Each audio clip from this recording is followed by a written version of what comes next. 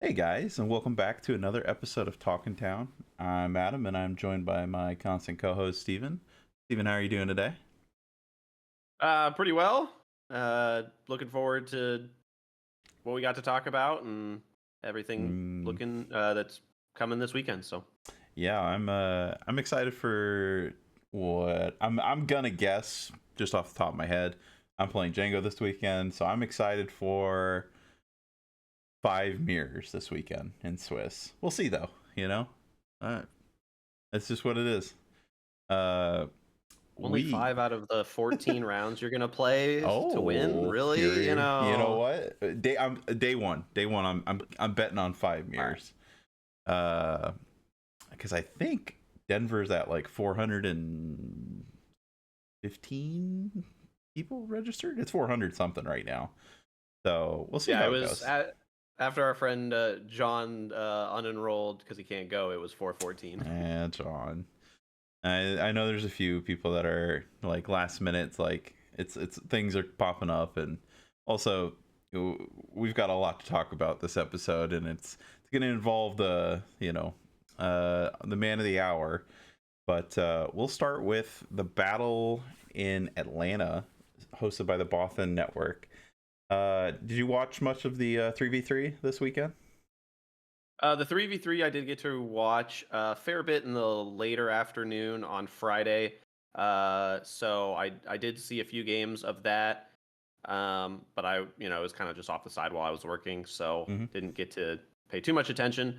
But from what I did see, it was definitely very interesting. I got to listen in a little bit, and it's definitely just a unique, fresh format that Yeah. I think a lot of people are excited about. Even just from a local perspective, people thinking, oh, this would be a fun little event to do. So I want to get I hope we see yeah. it in the future. I want to get one of our judges to see if they'll run one at some of our weeklies, because that would be awesome. I like the idea of drafting leaders into your opponent and then picking out of their pool to like see how I can play into this and maximize my opportunity to like it's like counterpicking leaders in a way, kind of like you would do in League or League of Legends. But Right. yeah, it's pretty neat. I think they put on a phenomenal event all weekend. The 3v3 was really cool to see the KTOD boys run it back from the losers, beat McClunky, and then on Saturday they took it down.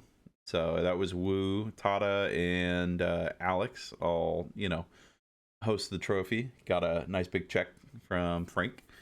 And then we had also the 6K event started Friday. They got the first set of top eight out of there, and then the second set of top eight on Saturday. Did you get to watch much of that event? Those events I did not get to Hmm, really see anything for. I'm that's just fair. only able to look at the results. There was a lot of unique decks that kind of like made their mark up into the top 16. There was, I mean, I've been playing him for a little bit on the side and for fun, but Von Reg Cunning made it into top 16. There was here. Let's actually just pull it up real quick. See what we got. Uh, let's see. Bothan Invitational. That's the 6K for Pool 2. All right. So we had Grumpy Elephant. He's a former 2PQ winner, if I'm not mistaken. Run it back on his ECL Quinlan. I don't know. Phil, that's from the McClunky guys. We've got George Hudson, also from Bothan Network, on CAD Colossus. We've got two Django Tarkin Towns, one on Symbiote. I don't know Crusher, so excuse me. A CAD Green. I think that was another one of the McClunky guys. If not, CAD's a topic we'll get into. There's the Major Von Reg Yellow, and then one Sabine Ren CL. And then the second pool, a little bit more Django on day two, popped around. We had Kodamrin. I believe he was on the 30 HP. It looks like they don't have any of the 30 HPs marked on here, because I thought there was a few within the top 16 decks. But either way, there is 4 Jango Fetts on the second day. So what'd they end up with? 6? Yeah, 6 in the top 16. And then yeah, I we've think it got was. 1, 2, 3, I think it was 7. 4, 7. Or no, I think it was 8. One. Sorry. Oh, I got 6 on Oh. my numbers. 1, 2, 3. Yeah, Oh, 1, I 2. okay. Never mind. I was looking at a different screen. You're good. Yeah, 6 between the 2 days. Oh, Ian Klein. Yep. He was. It's crazy that he was not on Han. He was a phenomenal Han Green player at the end of the last set. So I think they mentioned that on the stream. They're like, something's wrong when Ian's no longer playing Han. that's fair. Hey, but on the bright side, someone Sonny, he made a day 2 with Han Green. I know a Cad Blue got pushed in to 8th place, I believe, because someone had to drop on day 2. Because there was 2 Cad Blues. I think Guy Cohen was up in top 8 because of it, and George Hudson. But yeah, we had a lot of interesting stuff come out in these top 16. And then on the flip side of that, over in Milan, we did not have nearly as much interesting stuff. But we'll stick with this one for just a minute while we kind of want to enjoy ourselves. It's a pretty diverse meta, at least in this event. How did you feel about it, Steven? I mean, for this, definitely. I think people have touched on it. Definitely interesting. We kind of somebody is. I heard mention that it felt like the U.S. and Europe kind of swapped meta Yeah. wise, because I think we expected a lot more Django on this side of the pond, and it's definitely nice to see a nice variety of decks. Clearly, with some of the top players in the world. So, Yeah. seeing some new decks that I don't think really anyone was accounting for, seriously at least. So, I'd say day good to see. 2, it looks like there's no, universal standouts that wouldn't shock us. Day 1, the obviously Quinlan ECL. I mean, this is just Grumpy and he's just so good at this deck that it's pretty crazy. But like the Cad, blue and green, both coming out to remind us that villain green is still a very strong archetype, and you have to remember that overwhelming barrage is still a card. And then Von Reg just going as fast as you possibly can imagine. If you're not playing Jango, gonna hit you for about 10 on turn 2. So I think there's some pretty interesting decks, and it makes me happier to think that like things are still surprising and popping up that even counterbalance to like how we'll talk about how Milan went here, because we've got the that's day 3. We'll talk about that as well. Just a preview, this is how Milan looked in top 8, and man oh man does that look very familiar. I don't know about you, if you remember all the way back when the game started, what this kind of looked like. Oh yeah, like father like son, I guess, but reverse. So, Yeah. that like I said, I think this is what we expected more out of North America. But I mean, Yeah. I don't think anyone expected that a top 8 would be this crazily Just dominated. dominated by Django. Yeah. Yes, thank you. Yeah. Because I mean, even when Boba was super popular, I mean, you'd always have at least 2 to 3 other decks that would hit the top cut, and even when those Bobas did make it, it was different colors, right? This is Yeah. literally the exact same kind of deck Yeah. uh, Could you for imagine across the board. if this had the ability to be as strong as like I'm trying to say this correctly so I don't butcher it. I think Django Tarkentown is a better deck than Boba Fett, I do too. but I think that Boba Fett was a better universal leader between all colors. So I think it showed back then, but the card pool was also half the size it is now. So you'd have to take into consideration, but also maybe just Jang or Boba Yellow would just crush everything in the Yeah, wake. But we'll jump back I agree. real quick just to wrap it up. But there was also a 65 player tournament on Sunday at the Bothan Invitational that CAD also made another big showing. Got first place by, I think it's Phenom, if I'm not saying it correctly. You can correct me down below. And Jango yet again made some top eights here. This looks like a fairly well balanced, other than there being 3 CADs. CAD is actually the most represented in this top 8, which is kind of crazy to me to think about. But maybe that's just what And they all made top 4. Yeah, that might also just be how the weekend kind of progressed, and we'll talk about it because you and I, or not you and I, but you and some of the locals did some CAD testing, if I'm not mistaken, right?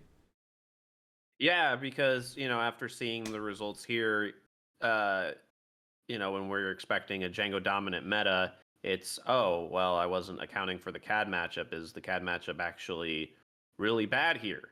Mm-hmm. And at least for what we played, I didn't get that. Didn't You feel didn't. that way. Granted, I'm a very novice CAD player, It, so it may not be have to something you have to worry about for much longer, you know. yeah. And we'll talk about that some more as well. But so Bothan Network, that was an awesome event. Genuinely, it was a joy to watch the 3v3s, the high level competitive play, the going back and forth of basically just like seeing these good players make sure that they were able to like remind us that, oh yeah, we're at the start of a new season. The card pool is now, it's bigger. It's gonna hit you harder than it's gonna, has in the last 3 sets. And Jango being the predominant leader for that, but like the game as a whole is only getting more and more interesting. It's getting, just more depth to it. And I love seeing that. Even in this pretty one-sided mirror match, or one-sided leader dominant meta with Jango, I think the mirror match is at least interesting, but that's I probably not a very common opinion. I think it's definitely interesting, but I think the other thing too is this is kind of the first instances of us getting another, I'll say, core set added into the pool, right?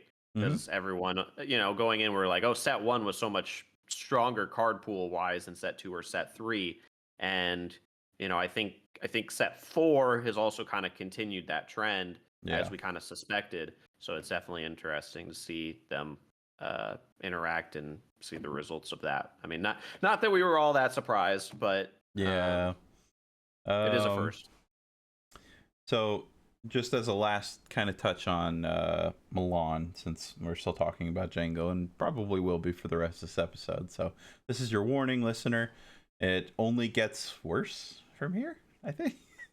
Uh, so Django Fett, and as the day was progressing, because I was kind of watching, the melee bracket to see like what was going on, and uh statistics for the card pool coming out, like as we're like watching like what a player percentage was, and there was some really big some very interesting numbers that came about, and I'm just going to kind of briefly talk about the important ones that we saw, because I don't want to, I'm sure at this point many of you have probably watched other videos that are describing in depth, these tournaments as well. But basically, in a 546 player tournament, we had, I think it was 155 Django players that made up about 27% of the meta. Now, that number isn't too far off of what predictions might be for most. You got any feelings on that right there? Are you saying that percentage, the predictions going in, or predictions for like Yeah, upcoming? like going into this tournament, do you think that Django being 27% of the meta is surprising? Yes, because I find it hard to imagine I mean, if you're familiar with card games in general, Mm-hmm. having a deck with even 25% representation overall is kind of an absurd level. Yeah. Like I think, people were saying it was going to be anywhere from probably 20 to maybe 23 or 23, maybe 24%, but like maybe not quite hitting 24. So going a full like 2.5% higher is pretty significant, right? You're Yeah. pushing into the 30% category at that point, and you've hit the quarter. A quarter of your field is one deck. Yeah. So rather than being approximately 1 in 5, 1 in 4 is a significant difference. Yeah, no, I agree with that. The part that is very interesting to me is that, I hope that the other sector qualifiers we have coming up also kind of hit this player mark so that we can continue to judge the curvature, if that makes sense. We'll see. I'll be playing I'll be playing Jango in Denver next week with like we said, about 400 something odd players registered right now. If that event also gets close to this 550 mark, I want to know what the comparison between those two is, and then just to see, like, did it go up because of trends, or did it go down because people might believe that they figured it out at the Atlanta event. But either way, 27% currently is a very large share of the meta, and as the weekend progressed, as I was saying, it gets to be a weirder and smaller and like larger portion. You can kind of observe that going like anything past top 16, I think it made up 12 spots of the top 16, and then we finally find ourselves to here in the top 8, where, like I said previously, this is very familiar to the one set one tournament where it was just 8 Boba Fetts. Kudos to this Admiral P8 Yellow. It was actually a really unique list. Pretty cool stuff. I would be hard pressed to be able to understand or expect what this thing is about to throw at me every turn. This thing had a dang finalizer in it. Did you know that? I did not know that. I just knew that it's it pretty was. crazy. I just knew that we effectively had 8 triple dark raid decks. Yeah, it's yep, that also. That is another part of the topic will be. But yeah, man, this thing had a finalizer, an invincible, a chimera, and he just, he threw it all out on the table. It was pretty cool. But yeah, getting into all of this, it's like it's hard to look at, but we did learn some new things for those who are interested in how the Jango mirror functions. Table 1 and Table 2, or at least first and second place, I should say, both played lists that were based around the concept of a large one-drop spam.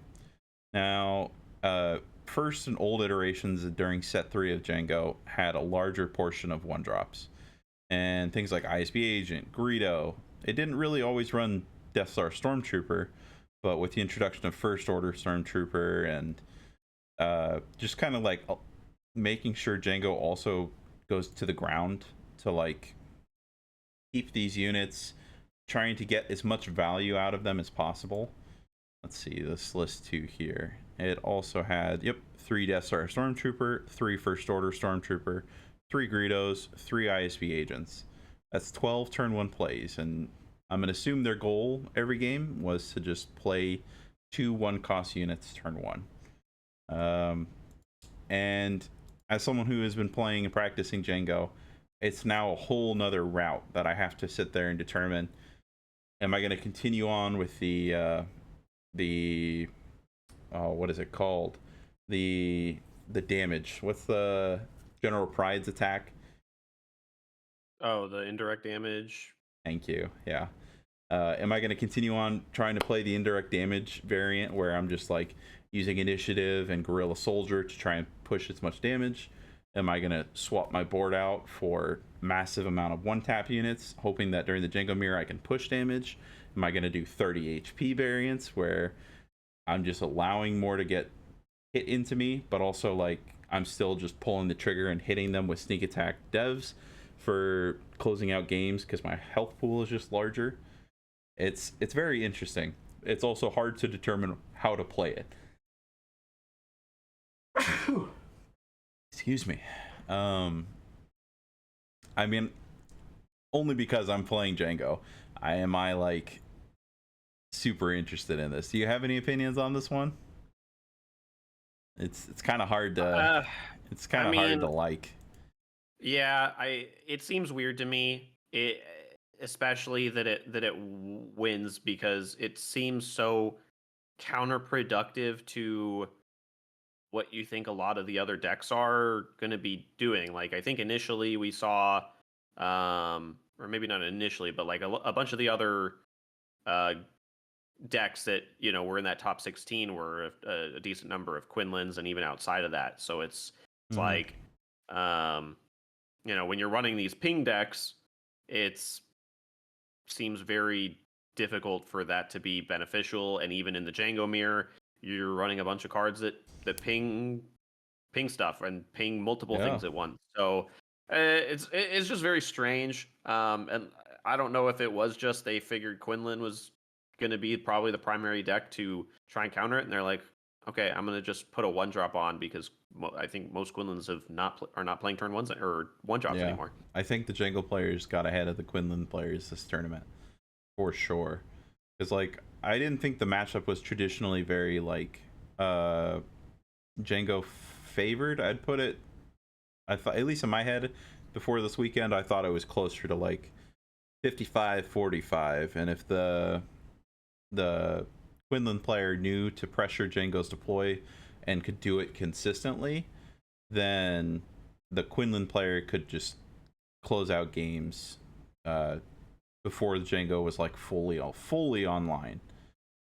But this event, they definitely like they spammed the 1-drops to make sure that none of the obviously the Quinlan's units would trade favorably into them, but also like if the Jango player could Tarkin Town their turn one play and get a Greedo out into play, they're gonna push that base race in their favor most of the time. So Yep. um And at that point, Quinlan probably is going to have initiative, which is both bad for Django because you can't tap their stuff down immediately, but mhm. it also potentially puts Django in an awkward or Quinlan in an awkward spot because they may have to randomly pass if they want to try and ping whatever you're playing. Yeah, and there's just not enough.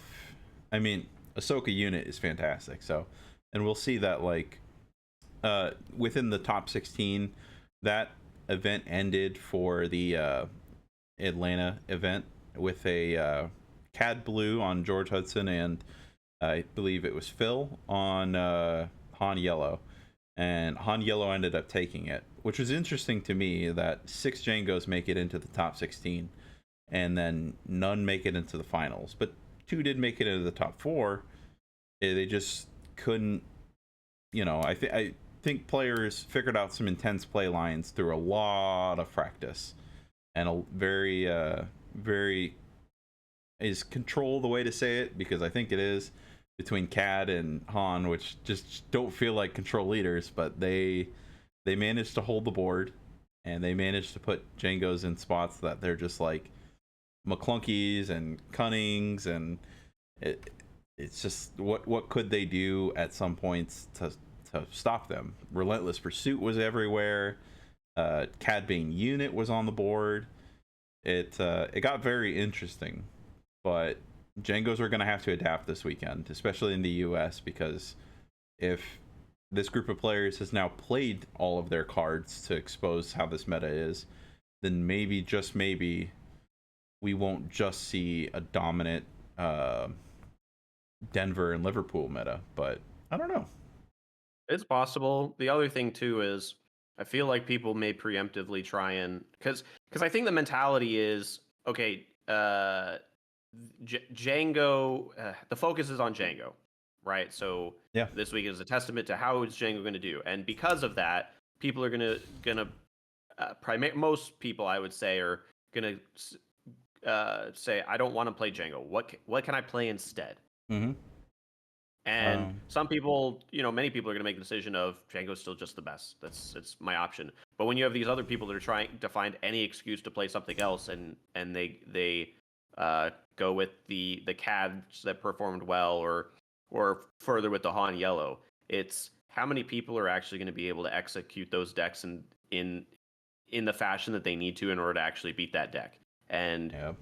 it may be that maybe Han Yellow is actually favored 55 to 45, but it's only if you're a top 5% Han player. Yeah, the reps to swap decks right now do not favor most players, in my opinion. I know the game is, at least how it felt through maybe set 1 and set 2, very kind of linear most of the time. I don't believe that to be the case with the set or with the release of set 4. Jango seems still pretty linear some days, but they're going to hit you with a variety of tools. So and I think that's the difficulty with it, because the lines against Jango, I feel like, can get so complex because Jango just has so many different threat options that really nobody wants to see any of them yeah. at any given time. But it's just because you have so many different tools, the lines are just so complex in order to understand exactly how to play it. Yeah. But, No, I think functionally currently this deck, and it's kind of a way to break in. These next two topics will basically kind of blend together. Jango is just, as at the end of the day, the great uniter, but maybe the great divider, I guess, here for everything we're talking about in this episode. But he is such a problem that we're getting a meta update next week on the 9th from FFG, and I'm cautiously optimistic that we're going to get told that he's on a radar, that he might get banned or suspended, kind of like Boba Fett was. We can kind of throw our suggestions out there for what we think about how they'll go about handling this, but we'd also love to hear from you guys, kind of like what you think down in the comments below. There's a lot of people, and I played it at a local event this weekend. It was, I'm sure, a unfun interaction into players, and I do feel bad playing it. It's not a very casual deck by any means. If I didn't have to practice for Denver, I would have definitely been on something more relaxed and more enjoyable. But we have to kind of problem solve as like both a community, but also as competitive players, into how do we proceed with like this being the one. And this is probably the only deck I would not ever suggest, but I would suggest right now that if you didn't know what you were playing, you should pick this up so that you know how to play against it, or just stick with it, because your average results with this deck are almost probably still better than average results with any other deck in the game. It's by far none the best deck, and it feels like you have such a power level step higher than everything else that it wouldn't be my favorite decision to make. That if you if for the players who don't want to play, I don't blame you. Like this, it's not an enjoyable experience, and I'm expecting 5 mirrors on the day. I mean, before we jump into our discussions about like how to productively solve the problem, would you like to vent, Steven? Do you have any frustrations you would like to get out about this guy? I'm sure I would have more. Since I'm not going to Denver, I've kind of resigned to the fact of, maybe in a week I won't have to worry about it anymore. Do your part and get him banned. Yeah, exactly. Go to Denver, do your part. Mm-hmm. Yeah. I mean, I've also kind of resigned to the point of everyone knows it's the best deck. I think we've clearly seen that it's clearly not unbeatable. It's just the difficulty with it is when the field is a quarter Jango, and you're going to have to probably play, like you said, 4 or 5 Jangos in Swiss rounds. Mm-hmm. I mean, It's a how long many day. can you rely? Yeah, it's a long day, but even if you're playing for the Jango, Jango, I don't think there is a matchup where Jango is just so terrified of being, you know, unfavored, right? No. I think every Jango player is like not worried necessarily going into a matchup and losing, because they just know that their deck is strong enough that, and if they just draw right, they'll pull it out just fine. And I think that's just the most frustrating thing about it is it is just so flexible. It's got so many tools. It everyone complains about blue control from set one when it was just remove, remove, remove.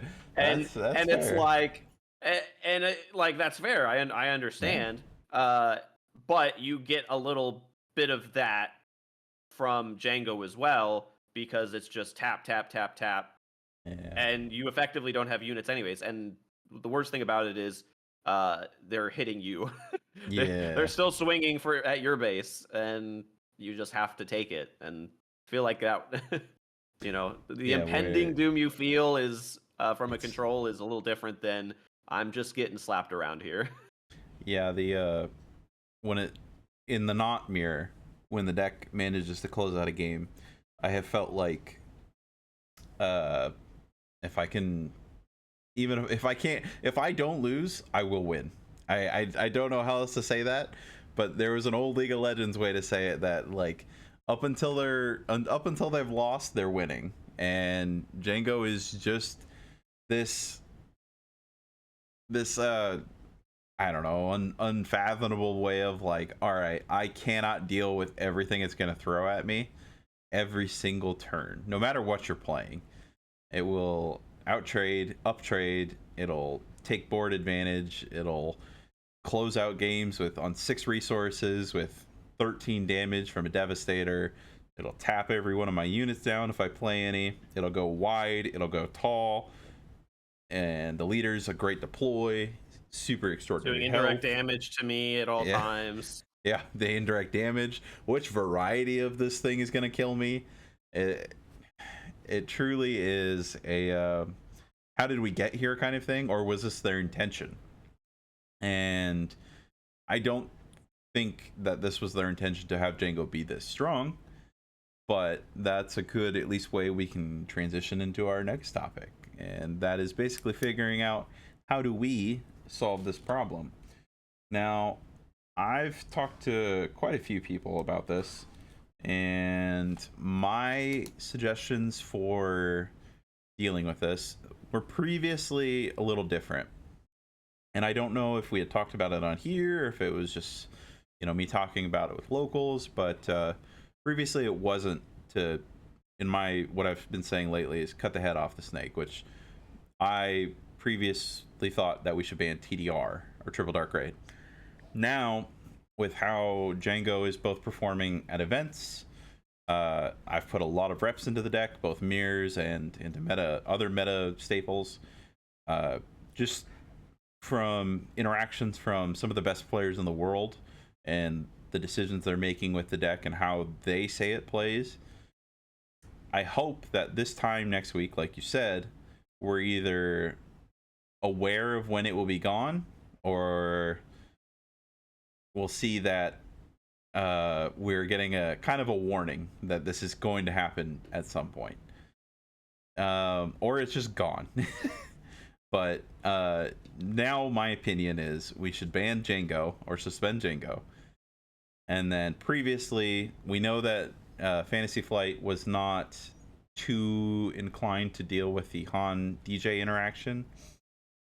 I had less fun in that meta than, mostly because I was just trying to play leaders that deployed later, but like they're both limiters to the format, and the card pool is better off probably without both of those interactions. If they take out Jango, then I'm assuming Han will just go back to being the best in either green or yellow, which is fine. It's a very hard deck to play in most cases. It is a harder deck to play, I should say.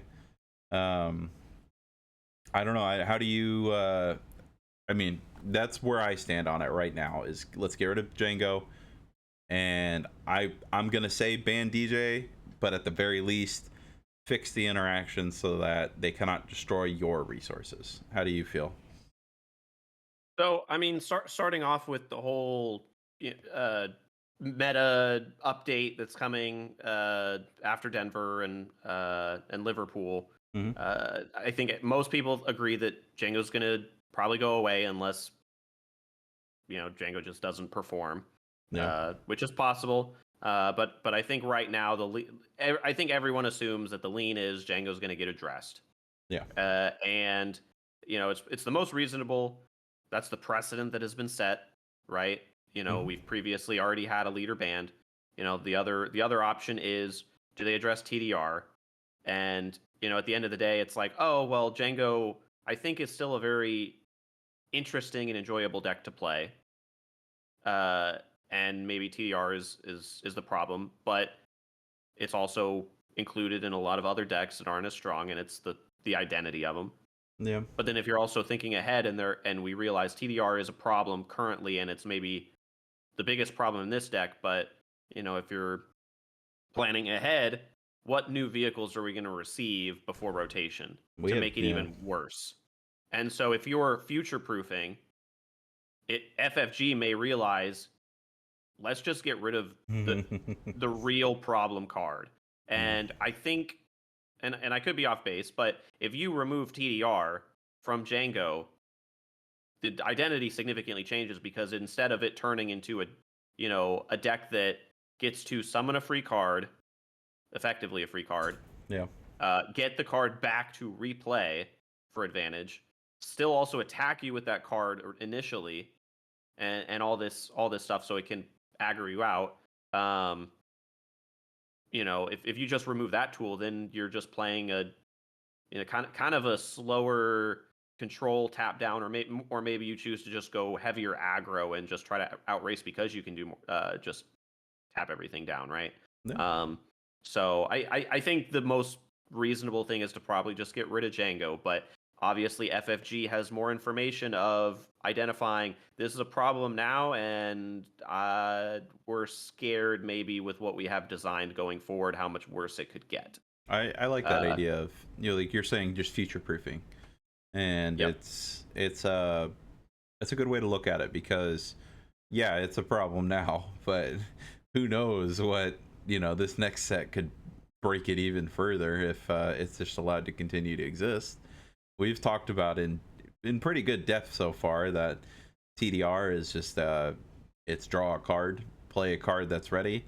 It's it is just an incredible card, and there's a reason it's like $15 to $20 right now. The value, and like you said, for the top 8 for Milan, that's 8 TDR decks. Whether you like one of them not being Jango or not, it's in every one of these decks. Now I'll give it its credit for the Bothan Invitational. It was basically, I think, what would be that 7 of the top 16 decks, so still almost half, because it was in the one cunning Von Reg deck. But as a card, it's just incredibly powerful. There's no other way to say it. So you would say ban TDR, or would you say ban Jango? I would say, with the information that I have, Mm-hmm. it's ban Django.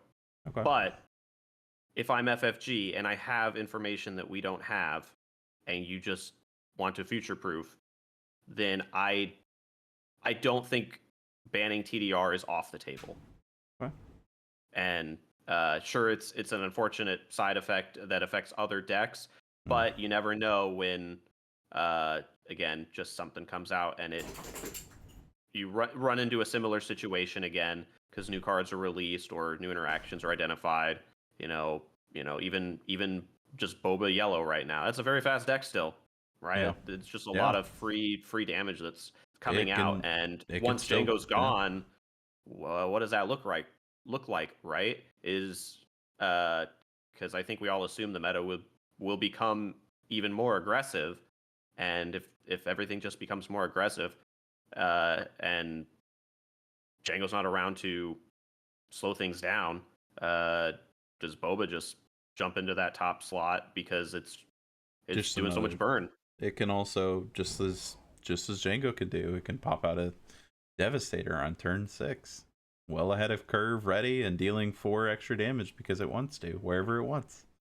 Yep. That's 5 because of Boba, but yeah, that interaction, whether we like it or not, is too strong. So I could see that being part of TDR if they decided to axe it now or axe it next week. I could see that being a very primary reason. Yep, for sure. So I mean, as it stands, pending no real change in sentiment for it from new results, I'd say we're probably looking at a 55 to 60% chance that Jango is gone, and then probably like a 5% chance that TDR is addressed instead, and then the remaining percentages FFG just addresses. We're aware. We just wanted to come out and address the situation. Yeah, we're still just gonna leave it be because we, maybe they just announced we don't want to hit anything in the middle of a set after, once people have decided on decks that they want to play, etc. Now, obviously, after these events, it'll be the best time in the set to do so. Yeah, because it will give people the most time to adjust. And if they don't do it now, I don't think they can do it for the rest of the set. Yeah, it would be the biggest gap between the end of planetary qualifiers, or not planetary qualifiers, the biggest gap between the end of sectors, because we have a sector at the end of the month and the Minneapolis next month. So it's, if they do it immediately following this week, that would be their best opportunity to adjust the card pool in any way. My problem still here, though, is that do we just go back to Han being kind of the one track of it all? And I get it, Jango got a lot this set, and maybe if people are defending Jango, it's because of that. Like before this, he was a good deck, no doubt about it, but he was not this. This is another beast. And yeah, go ahead. I mean, in your point of view, you hope that they address DJ, and I just don't see there being any new data from FFG's perspective to incentivize them to do so.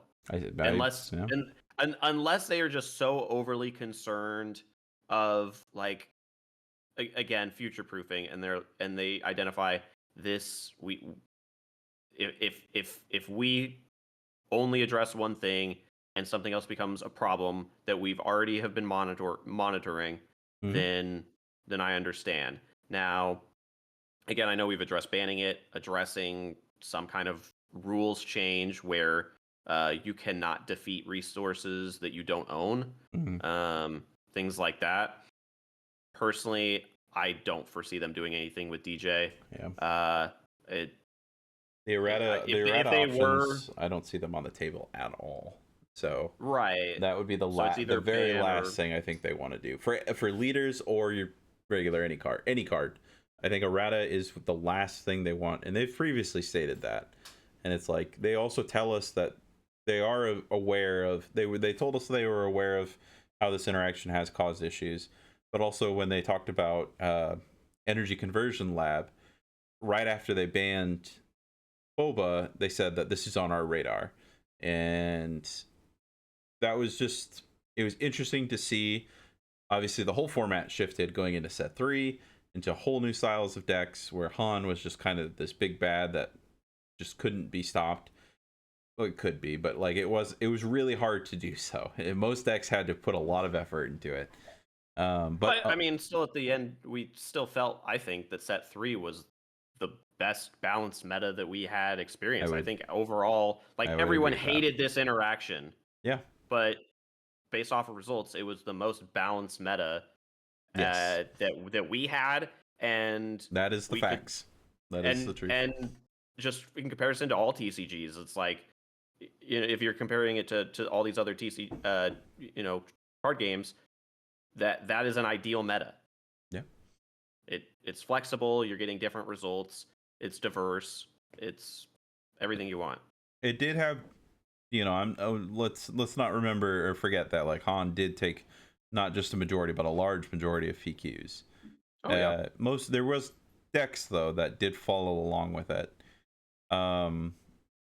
It all comes down to how FFG views this margin, where like, if Jango doesn't do well this weekend, then are we gonna hear? I guess that it comes down to this. At least part of it to me is that does right now, do they have an answer? Will they keep that answer, or will they observe results this weekend? Because if it flops, but they still give it the boot, have we pulled a knee-jerk reaction? Well, I don't think so, because I don't think the community has enjoyed this so far.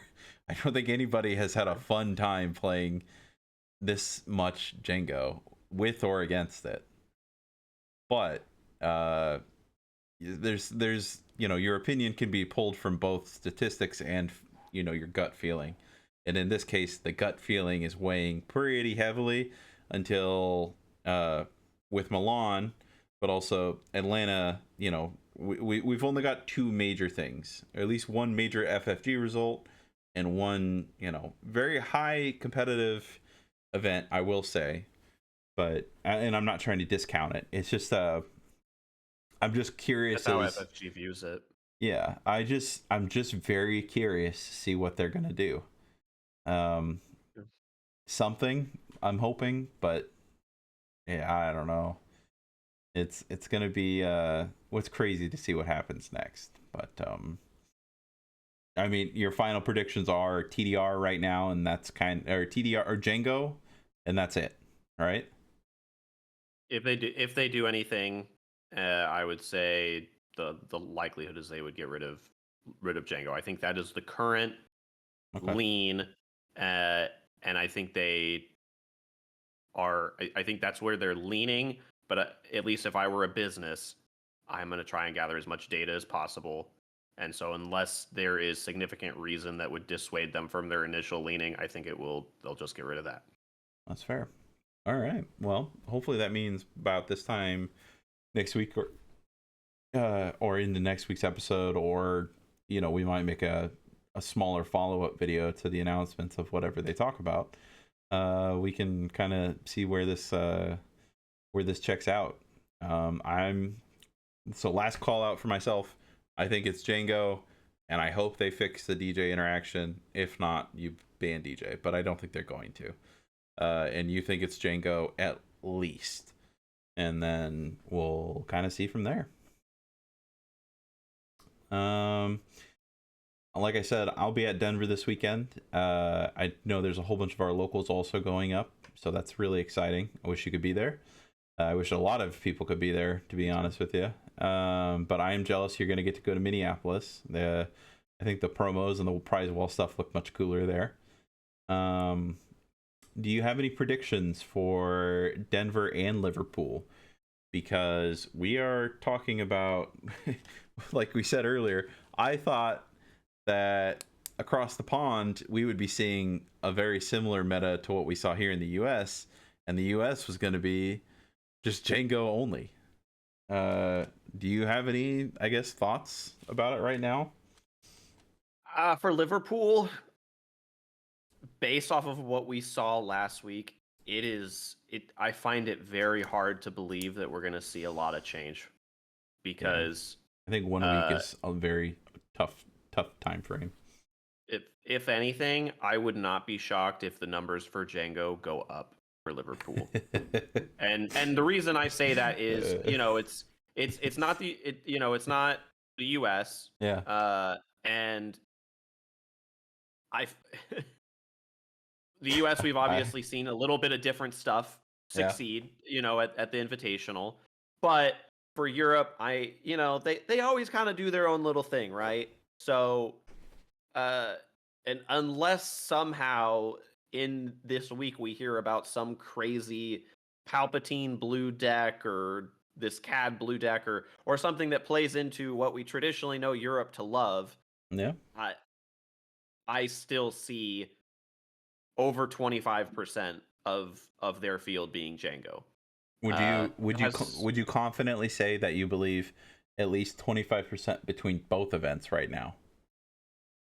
So you're saying Denver and Liverpool. Would add you the total number of players together, what percentage? Nope, 25% each. Would you say that they both can hit that mark? No. I don't No. think Denver will. I Okay. think Denver will be around 22 to 23%. Okay. Cool. That would give us something more to look forward to. Hopefully, I think I have a unfortunate feeling it might be closer to that 25% mark again, but just because it's the only tournament that the West Coast folks are going to be able to make it out to before all the way before Minneapolis. So that's fair. I mean, I could be wrong. You know, if it is that large large of the field again, guess what? It's just more reason to have good news on Wednesday. You're right. What do I? It's not a lose here. If I play the good deck and I do well, and then it gets banned, I I contributed to the community, but it's rough. I hope we find I don't like playing against CAD just as like a leader. I don't know why. I have one of our locals has just abused me with his CAD deck, and I'm sure he's gonna hear this and just laugh at me. But I think that the CAD greens and the CAD blues out there are more something we should be paying attention to than we realize. But at the end of the day, I think the horde of Jangos will prevail. I think they'll probably both between them make up at least 5 to 6 slots of both top 8s, assuming Milan trends continue and there's no adjustments to the card pool, not the card pool, but like there's no adjustments to how people are viewing the meta and how they want to tackle it into these events. I think that week time frame also makes it difficult for people to adjust, but yeah, some may go to be the counter all day, and you know what? More to them if they can do it. Like there was you saw the Luke player that made, I think it was top 32 at Milan. I know he made top 64. I don't remember what but was hey, after that. He's the only guy in the world right now with a Luke showcase, so that's kind of cool. Any of either Vader or Luke showcase, yeah. Even better. I'm a little jealous. Oh, I bet if I was going to Denver this weekend, I mean, I feel like my mentality would have been very different leading into these weeks since I haven't had to worry about it. But yeah, I mean, Luke is kind of my my jam right now. Yeah, you and I both played in a tournament this weekend, and you went 3-0, and I went 3-0, but we only played 3 rounds, so we're gonna have to settle that probably here shortly. Probably after we're done recording, to be honest with you, as long as the dog is, he just looked at me, is calm, but all right. I'm assuming, I hate to say it, but I'm assuming Jango's gonna take it. Now my prediction is I still think the 2-drop variant or the indirect damage style that like Tata piloted on Friday is going to be probably the more predominant in the field. I don't think that too many players will swiftly adjust their entire list to the 1-drop style. I still think like in the mirror or into the 30 HP matchup, it's the mirror is so already coin flippy, but also skill dependent, but also draw dependent, that it's like you can't predict what avenue these decks are going to go. And I currently think that we're going to see more of the 2-drops. 2-drops on Tarkentown. Will they be the predominant part of the top 8? That will be my most interesting thing to see. Hopefully I make it in there, but we'll see. My spicy prediction is we'll have a heroic yellow deck that goes really far, because I think it's at the point where if the meta turns out as we suspect, and people are just playing maining 2 EMPs, siding a 3rd, I think a heroic yellow deck could cheese out something, because they're just they have discard elements and among other things, and have ways to still deal there. Yeah, isn't that wild? Just like there's decks right now that are just 2 main deck DMPs, Commandeer in the main, just that hard to prepare for Jango matchups all day. If you're in yellow for hero, like I know that most of the Quinlans are prepped. They're now putting 1-drops in to deal with the potential of the 1-drop version of Jangos. It's pretty awful. I'll be happy to say that. Yeah. All right. So Denver and Liverpool. Do you think Jango just takes it all for Liverpool as well? I'll guess Jango for Liverpool. I think something else will win in Denver. Oh, okay. I like that. See if the U.S. can crack it. But yeah. I think probably a Cat or Quinlan or Han will win. If I had to take a guess. I'm not playing any of those decks, so I'm gonna just guess you're wrong. But yeah, there you go. I'm sorry, guys. Jango Red's gonna win because my co-host over here is taking it all. Yeah. No, we've got. I mean, there's 2 of us playing Jango. We've got. I don't even know what everyone else has settled on just quite yet. I think they're mostly decided, but I don't want to send out any leaks, any spoilers to any of the viewers. But yeah, I'll let you know that I'm playing, and then maybe if I go O2 drop, I'll just post the list somewhere. But I don't know if anybody's gonna want to see it at that point, but we'll see. Well, it just happens, just tell them that your list was exactly the same as the winner. Oh yeah, that's right. If I can't win, it's definitely Daniel. So there you go. That's fair. I don't have anything else to talk about. I know we're kind of jumping in between all the sector news right now, but we're just slowly either growing used to what Jango's going to do, or they're going to fix it for us here soon. So fingers crossed. Maybe this time next week it's not nearly as the problem we think it is. And yeah, we'll. You got anything else to close us out for the day? Really, just good luck to you. Good luck to the other locals that are going to Denver, and and enjoy yourselves, and hope we can get some great news later that weekend. Yeah, I'm excited. I don't know if I've ever played on stream before in any of my past games, but hopefully maybe one or few of us can make it on. And I know we've got some really good players going for sure. And it's I mean, traveling for card games is one of the peak entertainments in life to me. I don't think there's much that beats like just going out and doing something all the same. Like it's just I don't know how else to explain it. It's a good time. You're aware of it, and I just hope everyone gets to continue to do it more. So yeah, we'll close it out from there. Thank you guys as always for kind of sticking around and watching. If you stuck it out this far, awesome. Thank you so much. We really appreciate all the comments, the messages we get for all it's just everything every week. It is truly a blessing and joy to just like sit here and talk about this and share it with everybody.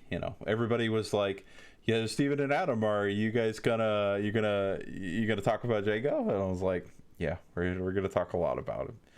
If someone we'll be talking about him for a while, if yeah, at least one more week, we'll say at least one more week. Yeah, I would love to see how many times we said Jango this episode.